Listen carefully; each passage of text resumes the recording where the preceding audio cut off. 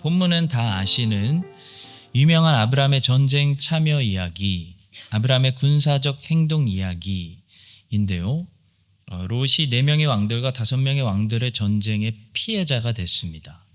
그래서 포로로 끌려갔기 때문에 아브라함이 318명의 자기 군사들을 데려가서 롯을 구출해 오는 이야기인데요. 이 이야기를 통해서 하나님께서 하나님의 자녀들에게 말씀하고자 하시는 것은 무엇일까요? 5가지로 작게 쪼개서 나누어 보도록 하겠습니다. 첫 번째로 아브라함의 동기를 우리에게 말씀하고 계십니다. 아브라함의 군사적 행동만 보시면 안 됩니다. 본문에서 하나님이 보시는 곳은 어디일까요? 아브라함의 군사적 행동보다도 자기 목숨을 던져서라도 롯을 구출하겠다는 아브라함의 불타고 있는 사랑입니다. 조카를 향한 아브라함의 사랑이 목숨을 잃을 수도 있는 두려움을 다 몰아냈고 용기를 주었습니다.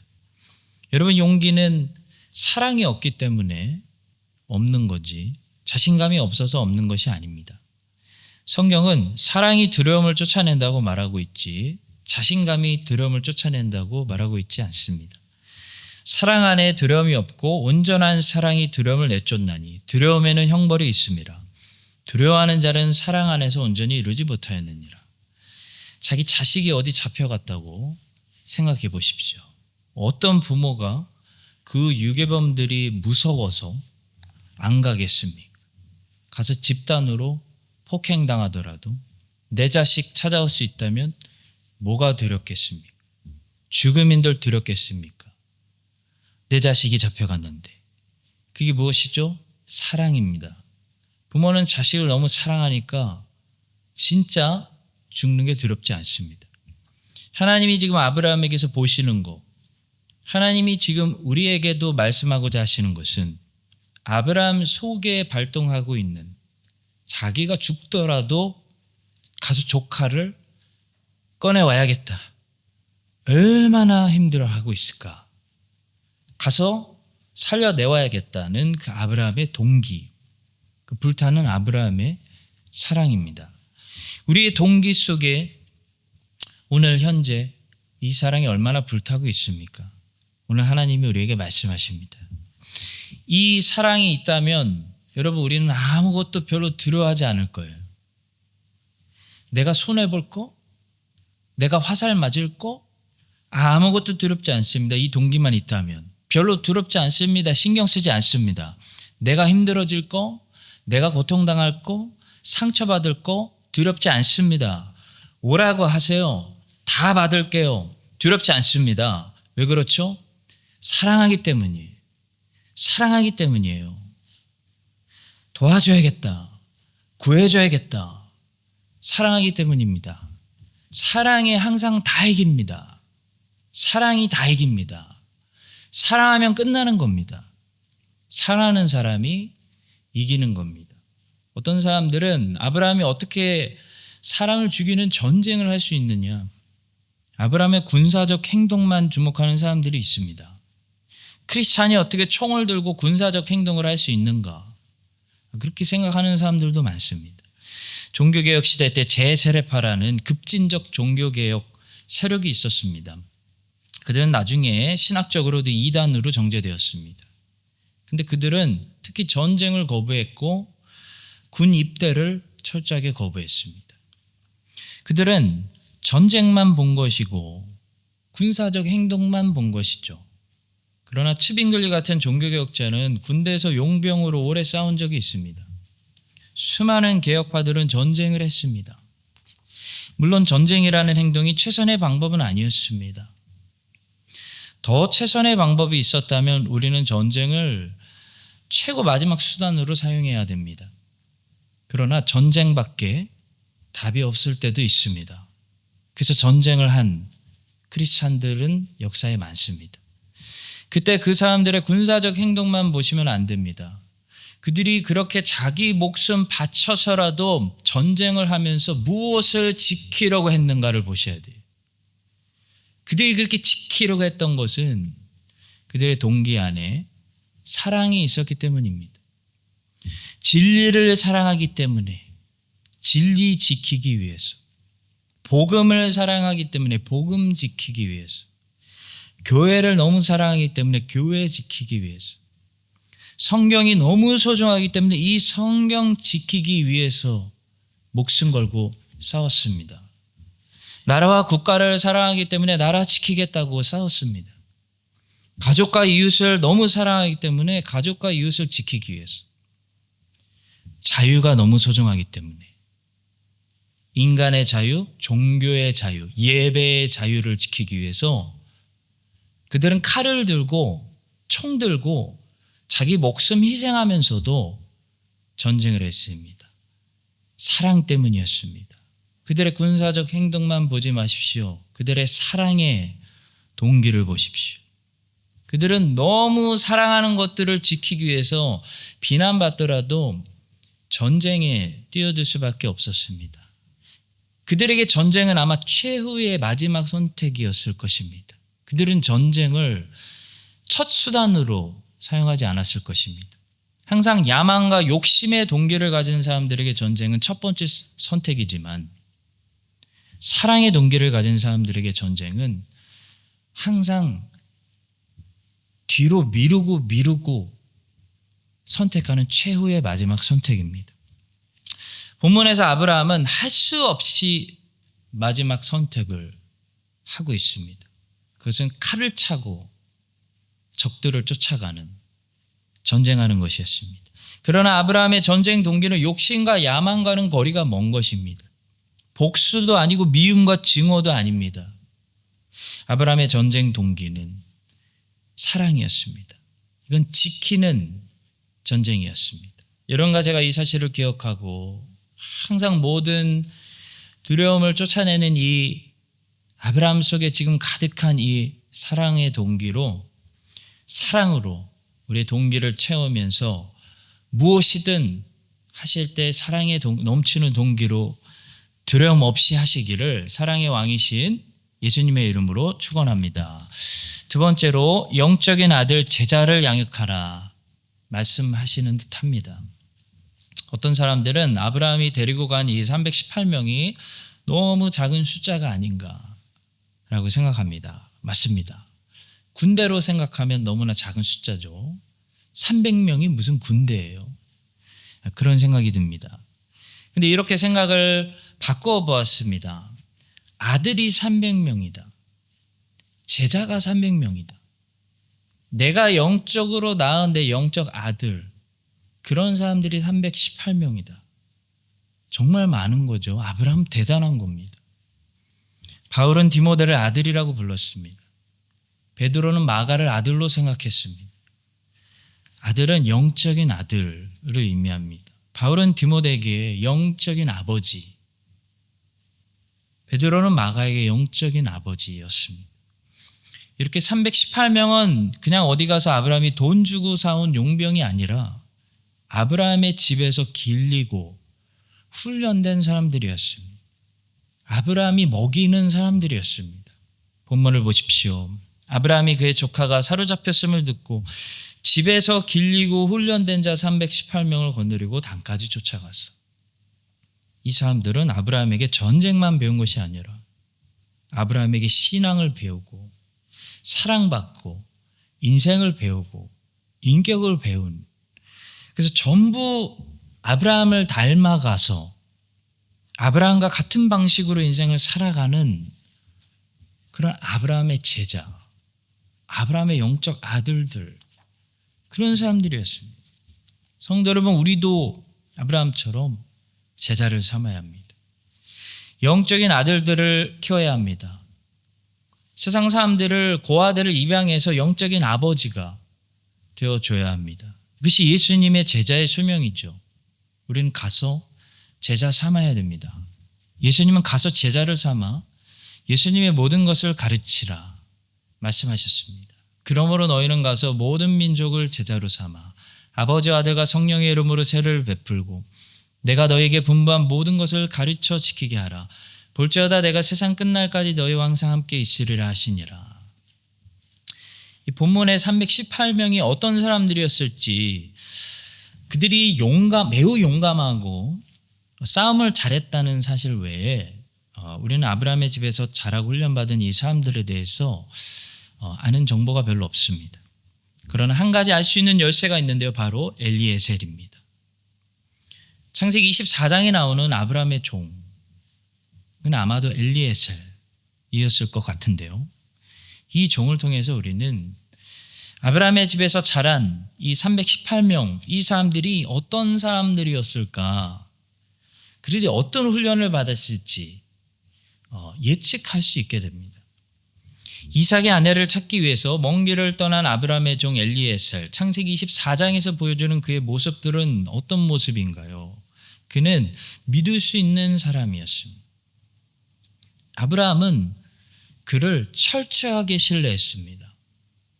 그러니까 아브라함의 명령을 받는, 언제 튈지 모르는 그런 용병이 아니라 아브라함과 관계가 있는 아들 같은, 믿을 수 있는 사람이었어요. 아브라함은 그를 하나님 앞에 심지어 이삭 없을 때 후사로 추천하고 있을 정도입니다. 아브라함은 그 종으로 하여금 맹세시켰고 종은 그 맹세에 우리가 보는 대로 충성했습니다. 그는 충성스러운 사람이었습니다. 그는 꾸물거리지 않습니다. 그는 게하시처럼 보상을 기대하지도 않습니다. 엘리에셀은 목적을 이루고 리브가를 찾았을 때 주인이 안 보니까 시간 끌면서 먹고 즐기고 천천히 가자, 보상 좀 충분히 받자, 그렇게 안 하고 빨리 주인에게로 가겠다고, 주인이 옆에서 보는 것처럼 행동하는 충성스러운 사람이었습니다. 그는 기도하는 사람이었습니다. 그는 하나님이 어떻게 사람의 발걸음을 인도하시는 분인지 알고 있었습니다. 그는 놀랍게도 하나님이 어떤 분인지 알고 있는 신앙인이었습니다. 그는 하나님께 어떻게 기도해야 하는지 알고 있었습니다. 그는 하나님께서 어떻게 인도하심을 받아야 하는지도 알고 있었습니다. 신앙인이었습니다. 성도 여러분, 엘리에셀을 보면 엘리에셀을 가리킨 그의 주인이 어떤 사람일지 아브라함을 안 봐도 우리는 추측할 수가 있습니다. 아브라함은 보통 사람이 아닙니다. 그는 25년 동안 이삭만 기다린 사람이 아닙니다. 여러분도 이삭만 기다리지 마십시오. 이삭을 기다리시는 그 25년 동안 여러분 제자를 삼고 제자를 키우시기 바랍니다. 아브라함은 이삭을 하나님께 받는 그 기다림, 그 25년 동안 집에서 가만히 있지 않고 318명이나 되는 훌륭한 아들들을 키웠습니다. 이삭은 하나님이 주신 아들이지만, 메시아는 하나님이 주신 이 아들을 통해 오지만 318명은 아브라함이 키운 아들들입니다. 여러분과 제가 이 사실을 기억하고 이삭을 기다리는 동안 하나님의 뜻이 우리 가운데 하나님의 능력으로 성취되는 그때를 기다리는 동안 가만히 있지 않고 열심히 부지런히 내가 이게 맡겨주신 장소에서 어디든지 제자를 삼아 영적인 아들들을 키우는 아브라함들이 되시기를 예수님의 이름으로 축복합니다. 세 번째로 협력자들도 중요하고 필요하다는 사실을 본문을 통해 우리에게 가르쳐 주십니다. 아브라함은 318명의 아들들만 데려간 것이 아니고요. 아브라함에게는 동맹군들이 있었습니다. 아넬, 에스골, 마므레 같은 좋은 사람들이 아브라함의 친구들, 이웃들, 협력자들, 동맹군들이었습니다. 본문 13절입니다. 도망한 자가 와서 히브리 사람 아브라함에게 알리니 그때 아브라함이 아모리 족속 마므레의 상수리 숲을 근처에 거주하였더라. 마므레는 에스골의 형제요 또 아넬의 형제라. 이들은 아브라함과 동맹한 사람들이더라. 성도 여러분, 인생은 절대 사람이 혼자 살아가지 못하고 협력해서 살아가게끔 디자인되어 있습니다. 왜냐하면 인생에서 일어나는 문제들 중에는 나 혼자서 감당할 수 없는 그런 일들이 있기 때문입니다. 어떻게 318명만으로 아브라함이 4명의 왕들의 연합군 전쟁을 이기겠습니까? 아브라함에게는 이 전쟁을 도와줄 동맹군들이 있었습니다.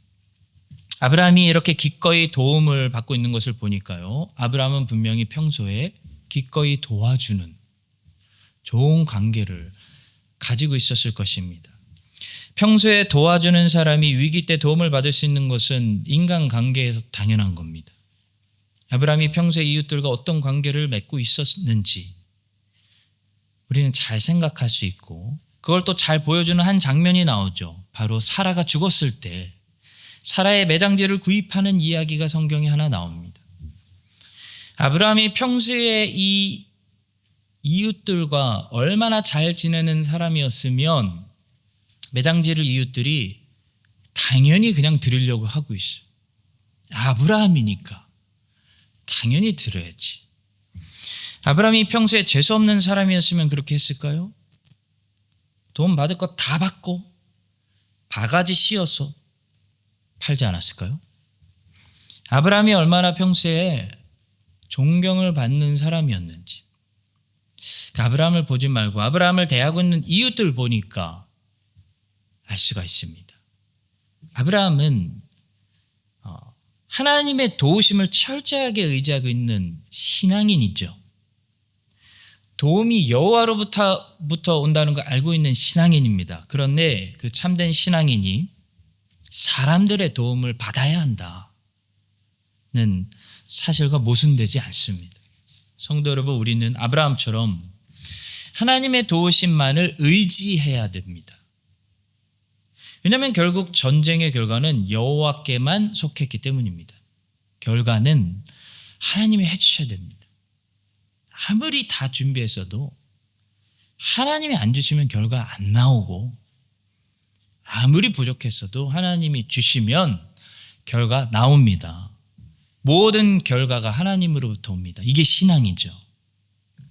그래서 우리는 하나님의 도우심을 철저하게 의지하고 살아갑니다. 그러나 하나님의 도우심을 의지하면서 우리는 사람들에게 도움을 받으면서 살아갑니다.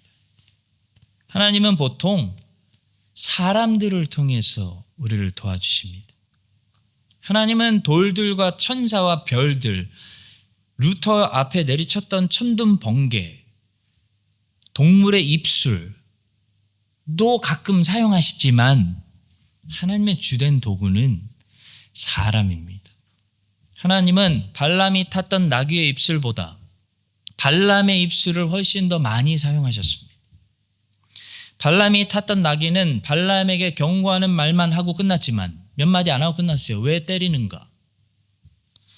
발람의 입술을 하나님이 열어서 놀라운 축복의 예언의 말씀들이 이스라엘을 향해서 선포되고 쏟아졌습니다. 하나님의 도구는 주로 사람이에요.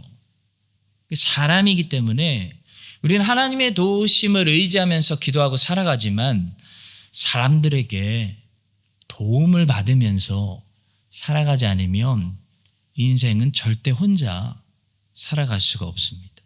사람들에게 도움을 받으려면 거꾸로 내가 하나님의 도구가 되어 사람들을 많이 도와주는 사람이 되어야 합니다. 그게 아브라함의 삶입니다. 여러분과 제가 하나님이 써주시는 다른 사람들에게 좋은 동맹군, 친구, 이웃, 협력자들이 되고, 또 나에게 도움이 필요할 때 하나님 도와주세요, 도움이 필요해요 할 때 하나님께서 좋은 협력자들을 우리에게 보내주셔서 사람들을 통해서 우리를 도와주시기를 예수님의 이름으로 축복합니다. 네 번째로 전략과 작전도 있어야 합니다. 본문이 가르쳐줍니다. 전쟁하는데 전략과 작전은 필수입니다. 전쟁하는데 제일 조심해야 할 것이 무모한 거예요. 무모한 거. 전쟁 역사를 보면은 무식한 장군의, 게으른 장군의 무모함이 항상 전쟁 패배의 이유입니다. 이유. 무모하게 덤비다가 전멸당하는 게 전쟁입니다. 숫자 믿고 까불다가 방심하다가 무모하다가 지는 거예요. 아브라함의 군사들이 철저한 전략과 작전을 가지고 군대를 두 부대로 나누기도 하고 밤에 기습으로 공격하기도 한 것처럼 여러분 인생도 마찬가지. 인생은 무모하면 안 됩니다. 무모하게 덤비다가 전멸당하는 게 인생이에요. 인생에는 우리에게 꼭 필요한 것들이 있어요. 시간관리법, 스트레스관리법, 독서법, 공부법, 재정관리법, 건강관리법 등등. 작전이 필요하고요. 전략이 필요해요. 리차드 백스터 목사님과 조나단 에드워즈 같은 목사님들은 특히 시간관리법에 대해서 놀라운 수많은 노하우를 다음 세대에게 책으로 전수해 주셨습니다. 여러분 독서도요. 무식하게 많이 읽는다고 되는 게 아니에요. 그러면 하나도 기억에 남지 않습니다. 독서도 이게 잘 뽑아먹는 게 중요하고 잘 뽑아먹으려면 작전과 전략이 개발돼야 됩니다. 공부도 잘하는 사람들 보면은 나름 발견한 공부법이라는 게 있어요. 작전이 있어요. 사람의 인생에는 수많은 작전들과 전략이 이게 좋아야 됩니다. 오늘은 그 작전과 전략들에 대해서는 구체적으로 말씀드리지 않고 다만 이 말씀만 드리고 넘어가겠습니다. 바로 사람과 관련된 것들은 작전과 전략으로 접근하지 말라는 말씀입니다. 그러니까 건강관리, 공부, 독서, 시간관리, 일 같은 것들은 전략과 작전, 노하우가 중요하지만 사람은 전략과 작전이 필요한 대상이 아니라 관계가 필요한 대상입니다. 그러니까 사람들과 관련된 거에 접근할 때는 우리가 생각이 관계를 어떻게 세울까? 사람이니까. 어떻게 관계를 잘 만들어 갈까로 접근하셔야지 세상에서 배우는 이상한 매니지먼트 전략과 작전을 가져와 가지고 사람에게 적용해 버리면요. 각 사람이 다 다르기 때문에 적용이 안 될 뿐더러 사람은 누구나 나에게 유익의 목적으로 접근하면요. 그 금방 알아차리는 귀신 같은 식스센스가 있기 때문에 오히려 사람을 얻는 게 아니라 저 사람이 이런 전략으로 나를 조종하려고 하구나 하면요. 다 알아요. 티를 안 내는 거지. 사람을 잃어버리게 돼요. 오히려. 사람에게 접근하실 때는 최대한 순수하게 하셔야 됩니다. 순수하게, 진실하게, 진실. 여러분 사람을 얻는 최고 무기가 뭔지 아세요? 전략이 아니고 진실이에요. 진실하게. 관계로 접근하셔야 돼요. 관계로. 아브라함은 보세요. 전쟁에는 전략과 작전을 가지고 있는 천재예요. 무모한 사람이 아니에요. 유능한 사람이에요. 근데 사람들은 전략과 작전으로 다루지 않고 롯하고 하고 있는 관계, 엘리에셀하고 하고 있는 관계, 318명과 한 명 한 명 관계로 세운 겁니다.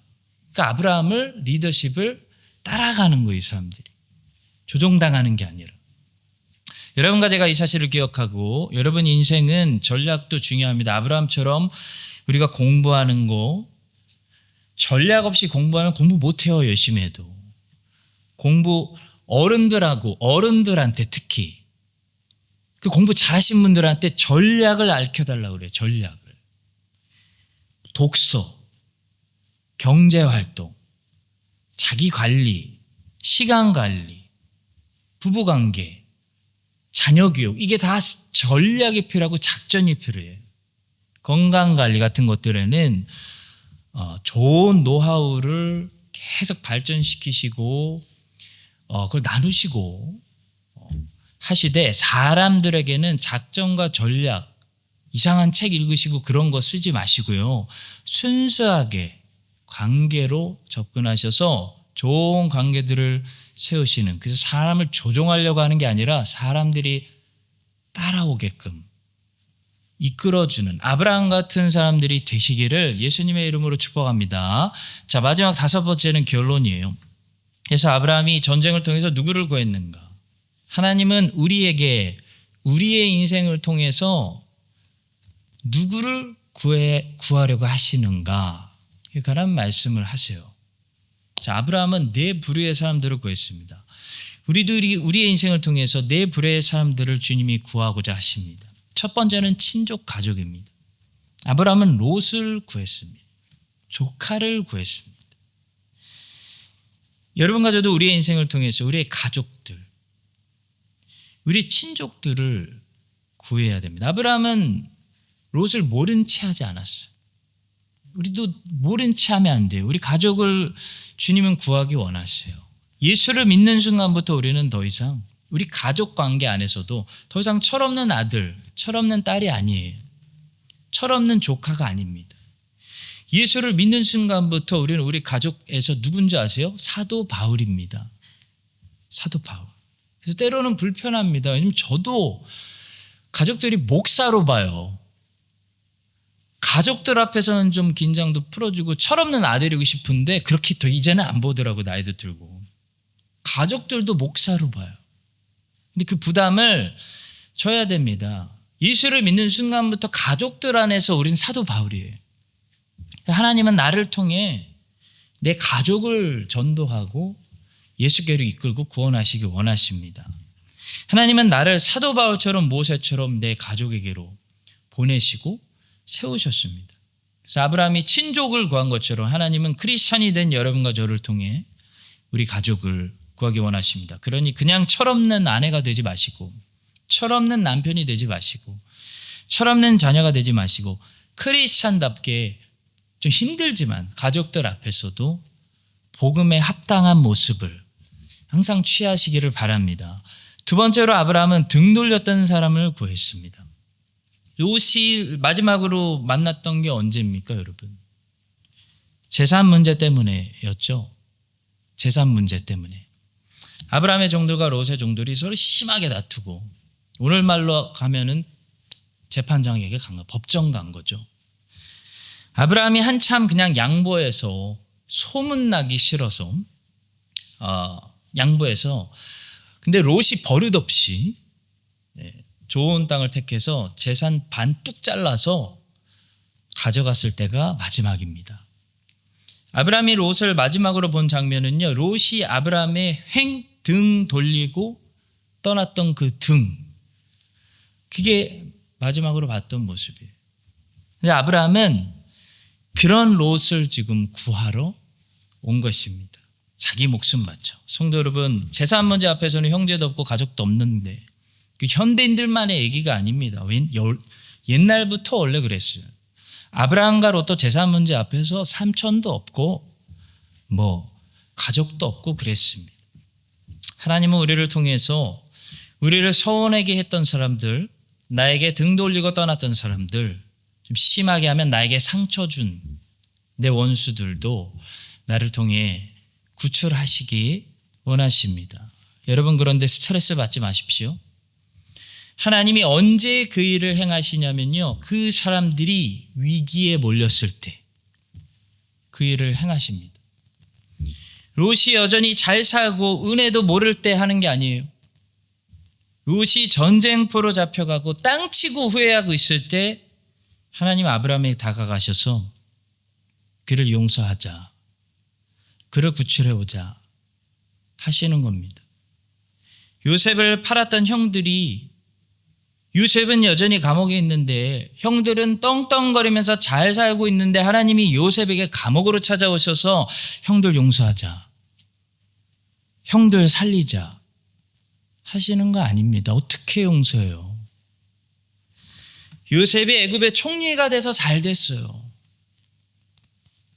형들은 기근이 와서 망했을 때 하나님이 요셉을 찾아오십니다. 너에게 상처와 아픔을 줬던 형들을 우리 이제 용서하자. 네 사랑으로 말고 내 사랑으로 용서하자, 요셉아. 우리 그들을 구하자. 난 너를 통해 그들을 구하기 원해. 그들을 이 위기와 기근으로부터 구원해 주자. 너를 통해 내가 구원해 주기 원해. 불쌍하지 않니? 라고 하시는 거예요. 그래서 잘된 요셉을 통해서 망한 형들을 하나님이 구해 주시고, 요셉은 그 과정 속에서 쓰임 받으면서 용서하고 상처를 치유받는 그런 일을 경험하게 되는 거죠. 여러분과 제가 우리를 아프게 한 사람들보다 잘 돼서, 하나님 안에서 잘 돼서, 하나님의 우리를 통해 우리에게 등 돌렸던 사람들, 아프게 했던 사람들, 상처 주었던 사람들이 도움이 필요할 때 하나님께서 우리를 통해 복음으로 그들을 도와주시고 구출하시고 회복하시는데 우리를 넉넉히 사용하여 주시기를 축원합니다. 세 번째로 아브라함은 그와 관계없는 사람들까지도 구하는 인생, 복된 인생, 정말 축복의 통로가 되었습니다. 아브라함은 결론적으로 롯만 구해온 것이 아니라 롯을 구출하는 과정에서 소돔 왕의 말을 들어보니까요, 아브라함이 알지 못했던 소돔 사람들까지 다 구해오게 되었습니다. 소돔 왕이 아브라함에게 이르되 사람은 내게 보내고 물품은 내게 가지라. 모든 빼앗겼던 재물과 자기의 조카 롯과 그의 재물과 또 부녀와 친척을 다 찾아왔더라. 이제 하나님이 우리 여러분과 저의 인생을 통해서도 하고자 하시는 놀라운 계획이고 일입니다. 하나님은 내가 알지도 못한 사람들까지 다 구하고자 하십니다. 요셉이 자기 인생을 하나님께 믿음과 순종으로 드렸을 때 하나님은 요셉의 인생을 통해 요셉이 알지도 못하는 많은 이방인들까지도 살려주셨습니다. 마지막으로 아브라함은 이 전쟁을 통해서 많은 사람들을 구했습니다. 한두 명 구한 게 아닙니다. 많은 생명을 구했습니다. 그게 하나님이 우리 인생을 보고 기대하시는 하나님의 계획입니다. 내가 너의 인생을 통해 많은 영혼들을 예수 복음으로 살기 원한단다. 베드로와 요한의 그물 안에 주 예수가 물고기를 너무 많이 몰아주셔가지고요, 그 그물을 들어 올릴 수가 없어서 다른 제자들이 와서 도와줘야 했고, 그 한 배에 담았더니 배가 가라앉게 되어서 다른 배에 담아야 했습니다. 이런 일을 하기 원하신다는 거예요. 사랑하는 성도 여러분, 하나님은 여러분과 저를 통해 우리 크라이스트 찬의 장로교회를 이곳에 세우신 목적, 지금까지도 교회가 있는 목적, 이것입니다. 많은 영혼들을 구원하시기 원합니다. 근데 이게요, 주님이 하시는 거예요. 인간의 노력으로 아무리 밤새도록 물고기를 잡으려 해도 베드로와 요한이 한 마리도 못 잡았어요. 주 예수의 말씀을 의지하여 그물을 내렸더니 그물 안에 물고기가 가득했습니다. 주님이 몰아주셔야 되는 거예요. 사람의 생각대로 하면 한 마리도 이상하다, 교회에 좀 와야 되는데, 이렇게 선전을 하는데, 이렇게 유명한 사람들 초대하는데 한 마리도 못 구해요. 사람의 생각대로 가지고 주 예수님의 말씀대로 그물 내리는 한인 장로교회가 될 때 이 그물에 주 예수가 많은 물고기들을 몰아주시는 거예요. 몰아주셔서 많은 영혼들이 이 구원의 그물에 걸려서 하나님께 영광 돌리는 여러분과 이 크라이스트에서 쓰임 받은 여러분과 저의 인생 되게 해주시기를 예수님의 이름으로 축복합니다.